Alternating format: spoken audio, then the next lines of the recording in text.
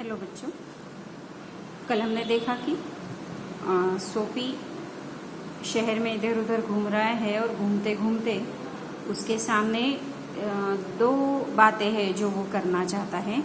एक तो भूख से परेशान है, तो कहीं कुछ खाने की इच्छा है लेकिन जेब में पैसे है नहीं, और दूसरा है कि जो बाहर इतनी ठंड है, उस ठंड से वो अपने आप को बचाना चाहता है।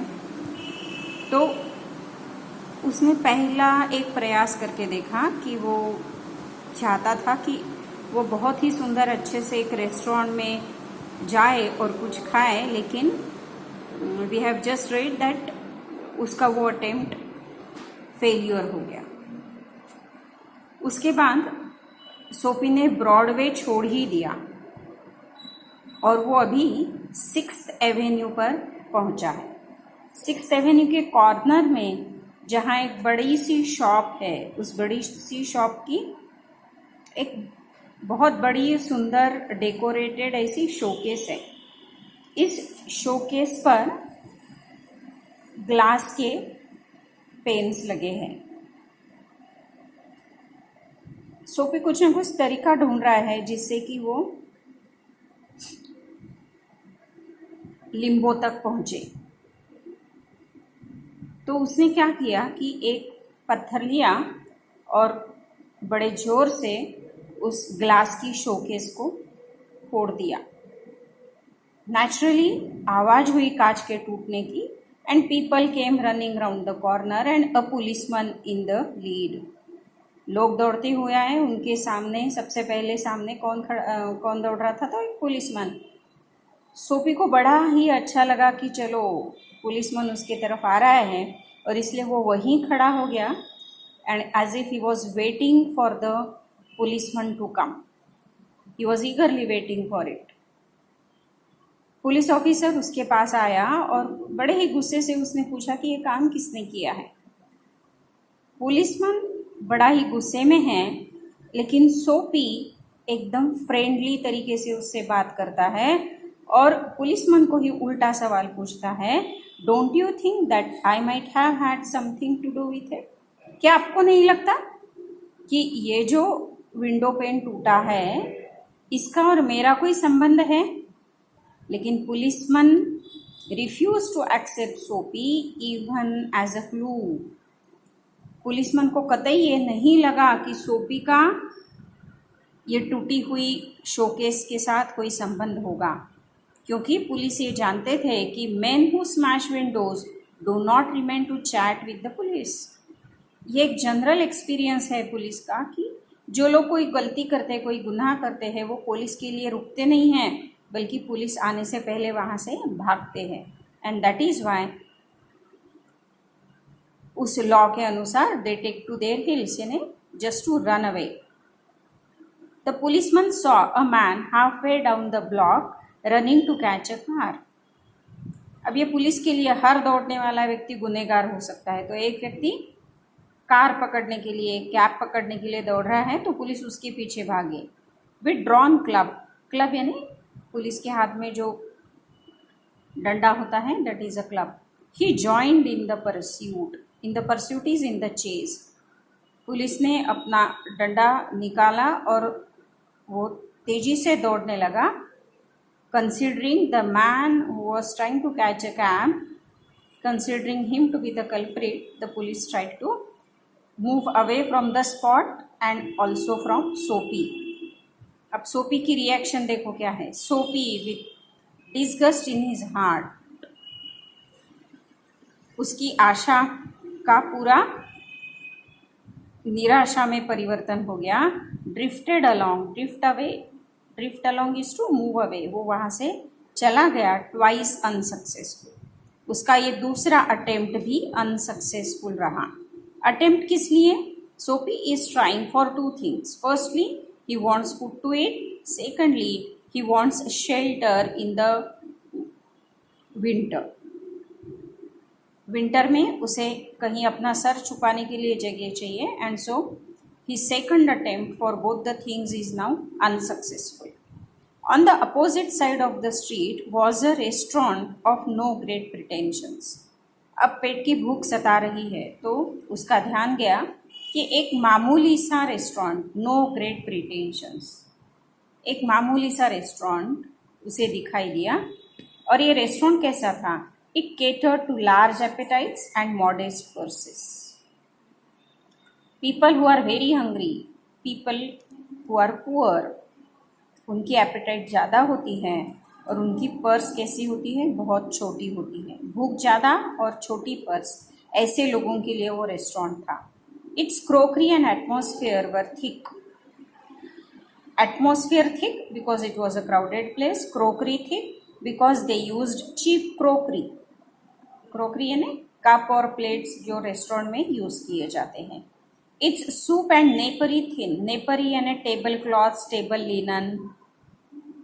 See how beautifully O. Henry is using the language. The soup was very thin. Soup में ज़्यादा पानी होता है तो सूप पतला होता है। टेबल क्लॉथ्स बहुत पुराने से होते हैं इसलिए वो पतले होते हैं। So this is how you can very well understand the contrast that the writer is trying to highlight. So the poor people have large appetites, very small purses. The crockery and atmosphere is very thick because the crockery is cheap, it is very thick. Atmosphere is thick because it is a crowded place. The soup is thin, having more water content, and napery is also thin. All the tablecloths are worn out, बहुत पुराने हैं और इसलिए वो thin हैं. So into this place, Soapy betook himself without challenge. Betook is to take one to. So he entered into that restaurant. Now we have that earlier experience of the luxurious cafe where Soapy was not at all welcome. But here you come across Soapy entering into the restaurant without any challenge because it was a place meant for people like Soapy. At a table he sat and consumed beef steak, flapjack, donuts and pie. Now these are all the different dishes that he ordered. So let us try to understand what is a pie. Pie is a pastry. Then donuts you know. Then flapjacks are the pancakes जैसे चीले बनाए जाते हैं, या beef steak यानी it is a slice of beef. तो ये सभी dishes उसने ऑर्डर किए and then he told the waiter, उसने ऑर्डर किए, आराम से बैठकर खाए, क्यों? It he was not challenge there because it was a place meant for people like Soapy. And so after enjoying the food, what did he do? Then he told the waiter the fact. What was the fact? The fact was that the minutest coin and himself were total strangers. So there was no money in his pocket. He was a penniless man, and that is what he told the waiter. Waiter ने उसको सर्व किया, उसने बहुत अच्छे से खाया। खाने के बाद वेटर ने बिल लाया और वेटर के हाथ में बिल देखकर फिर सोपी ने उसे बताया कि मेरे पास कोई भी पैसे नहीं हैं। और सिर्फ पैसे नहीं है इतना कहकर भी सोपी रुका नहीं, बल्कि सोपी ने उसे एक और आइडिया भी दे दिया। Now get busy and call a cop. चलो अब जल्दी से एक पुलिस को बुलाओ। And don't keep a gentleman waiting. Who is a gentleman? Of course, Soapy. Soapy calls him a gentleman and sarcastically says कि अब मुझे और इंतज़ार मत कराओ because I want to see a cop. I want to see a policeman who will come and arrest me and who would take me to the police station and he will imprison me. No cop for you, said the waiter. अब waiter को भी ऐसे लोगों की आदत है, तो उसने क्या किया? With a voice like butter cakes and an eye like the cherry in the Manhattan cocktail. Manhattan में एक स्पेशल कॉकटेल बनता है, ड्रिंक बनता है, उसके ऊपर बटर केक और उसके ऊपर एक चेरी होती है, और वो जो चेरी है it is a very big fruit यानी, and it the eyes of the waiter are compared with the cherry. So ferocious red in colour. हे कौन? उसने क्या किया? उसने सोफी को उठाया और बाहर फेंक दिया। Neatly upon his left ear on the callous pavement, two waiters pitched Sophie. उसने अपने एक साथी को बुलाया और दोनों ने मिलकर सोफी को उठाया और उसे नीचे फेंक दिया। कहाँ पर? तो कैलस पेवमेंट, पेवमेंट है ना जो फुटपाथ था, उस फुटपाथ पर उसने उसे फेंक दिया। Footpath, how was the footpath? It is very hard. तो डेफिनेटली क्या हुआ? He arose joint by joint as a carpenter's rule opens. Folding वाला कारपेंटर का एक रूल होता है, रूल यानी स्केल होती है, वो उसकी फोल्ड हो सकती है, तो वो फोल्डेड रूल के समान उसकी हालत हो गई जब उसको ज़मीन पर बहुत ज़ोर से दो लोगों ने मिलकर फेंक दिया। वो धीरे धीरे उठा and he dusted his clothes. उसके कपड़ों पर पूरी धूल लगी है। So he just tried to clean it somehow. Arrest seemed now but an elusive dream. Sophie is not hurt by the pain. उसको बहुत ज़ोर से धमाके से फेंकने के बाद उसके शरीर को जितने तकलीफ नहीं हुई, उतनी तकलीफ उसके मन को हुई। बिकॉज ही थॉट कि गेटिंग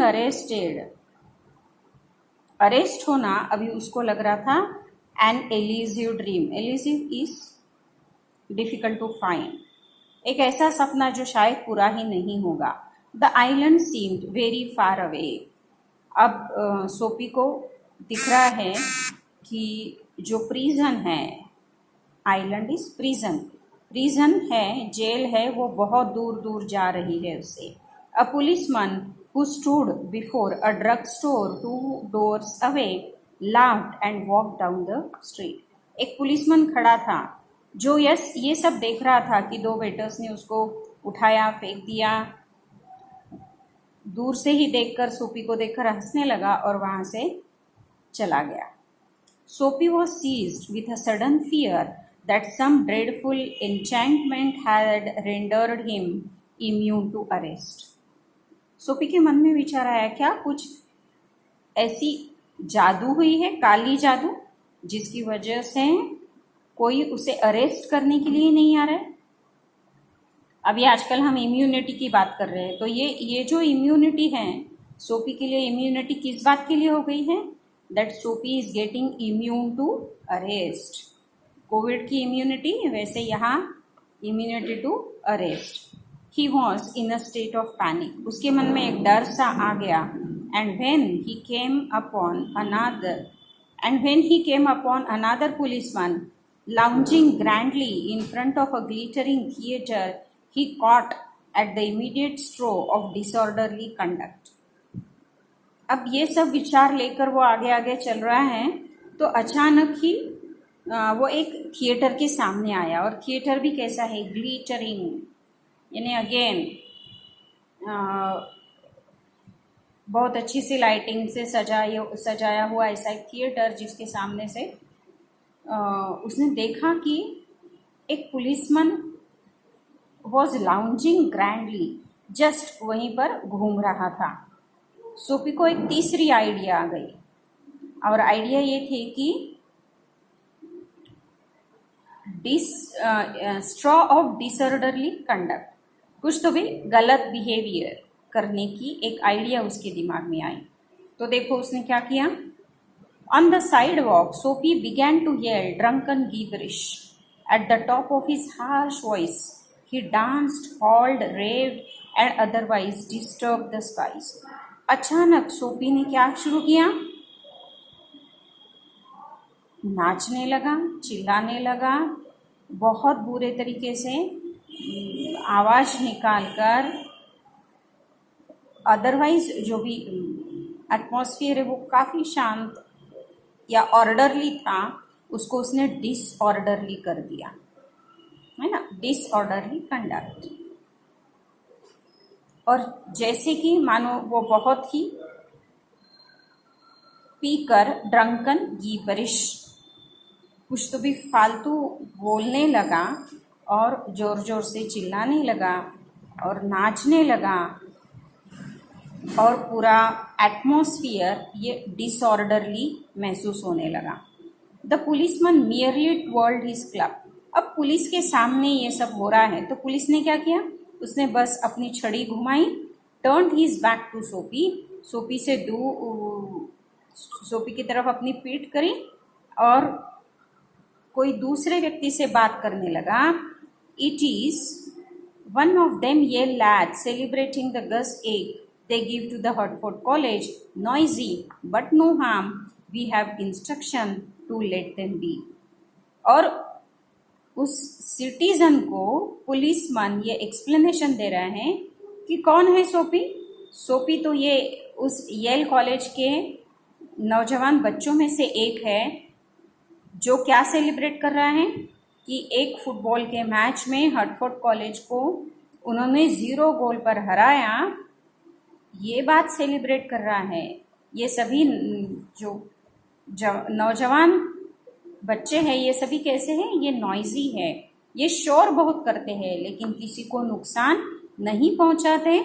तो हमें ऐसे ऑर्डर्स है कि इनमें से किसी को भी अरेस्ट नहीं करना है बल्कि उनको छोड़ देना है, टू लेट देम बी।